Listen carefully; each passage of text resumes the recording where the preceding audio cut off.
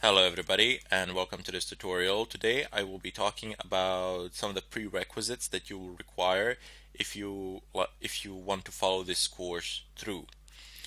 One of the first things that you need to be familiarized with is your working environment. So for myself, I have chosen to use two Linux distros. One will be Fedora 20, which is the operating system that I am using anyway. And also I will install a virtual machine. That virtual machine will be Kali Linux. Basically, it is a Linux distro which contains a great deal of pen testing tools. So it's very useful in that sense. Don't worry about it. I will explain this process in great detail, how you can set the virtual machine up, how you can install it, and so on and so forth. However, should you be using Windows, that is definitely not advisable for this kind of activity. Primarily because since I'm doing this in an environment that I own, it doesn't really matter to me if I'm anonymous or not, but in the real world, all the pen testing that is done in the real world, you're always trying to anonymize yourself. You're trying to be as invisible as possible, as as much as possible. You do not want them to figure out where the attack is coming from or anything of a kind. You want to wipe your trail or something of a kind. And Windows is really not good for those sort of things. So there, your anonymity level will be very low, and most of the tools that we're going to be using, they are native to the Linux environment. They were made for Linux. So some of them might not work under Windows. I have not tested them all out, but most of them will. So you can still use Windows if you like, because you're not hiding from anyone. But since I'm recreating the real life scenario here, I do need to actually use proxies, VPNs, and so on and so forth, just to show you how it is done, how you can do it. Also, for all the Mac users out there, if you're using Mac OS X, it doesn't really matter which version. Most of the stuff should work like no problems. The procedures are fairly simpler. The command line tools are the same. How you install them differs, but pretty much you will be able to run the same commands as me. So there shouldn't be any problems there. Your anonymity level with Mac OS X should be relatively good, but still on Linux you have the greatest anonymity, and you are rather safe in that sense.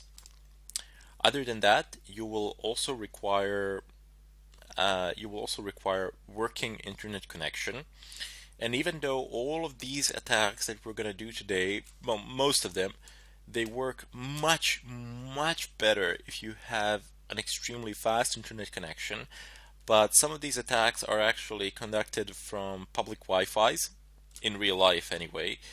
We'll just pretend I will set up a wireless access point in my house and load it so that it's similar to the public Wi-Fi, which is very slow. Some of these attacks, as I said, they go over public Wi-Fi's, and as we all know, and as we've all painfully learned, public Wi-Fi's are not the fastest internet connections out there. So, primarily because you have a lot of people that are connected to them, and there's a lot of data going through.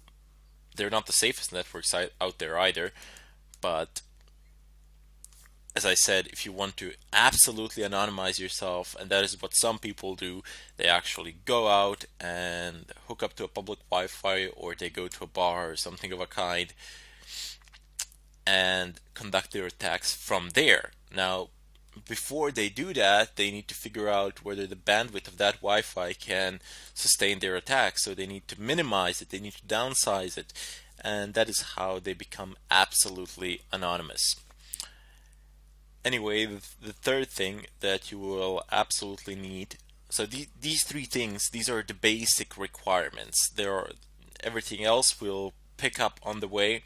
I will show you how to do it, no problems there. But these three things, I can't really show you how to. I can, but it's a bit pointless how to go to your ISP and hook it up to the internet and hook your telephone to the internet or something of a kind. But in any case, the third prerequisite is a working wireless card.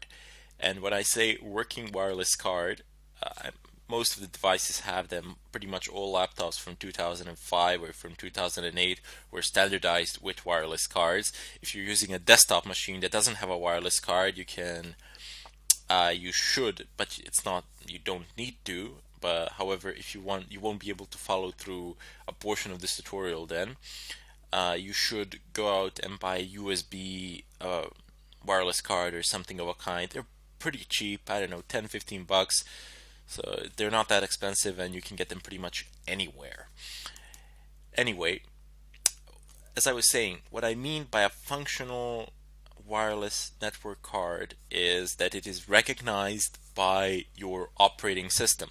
So if you are using a Linux distro like I am, you need to make sure that that the kernel of this Linux distro actually has the necessary drivers for the wireless card that you are using at the moment.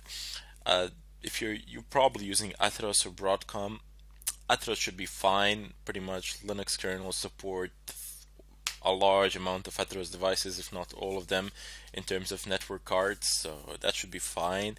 There were some problems with Broadcom, but that's as far as I'm informed, that has been solved, so no big deal there. If you're uncertain how to check whether your wireless card functions under your Linux distro, well, just try connecting to a Wi-Fi. If you can connect to a Wi-Fi access point, if you can connect, obviously it works. If you can't, it doesn't work. But don't just hop to a conclusion that it doesn't work. Maybe it's just turned off or something like that. But do not worry, I will show this in greater detail in the follow-up tutorials where we actually go over the installation process and all of that. Now there are a couple more things which we need to go over before we head over and start the installation. I would just like to go over some basic some basic terminology that you will need in order to be able to follow this course, in order for you to be able to follow the future tutorials. In any case, I bid you farewell and I thank you for watching.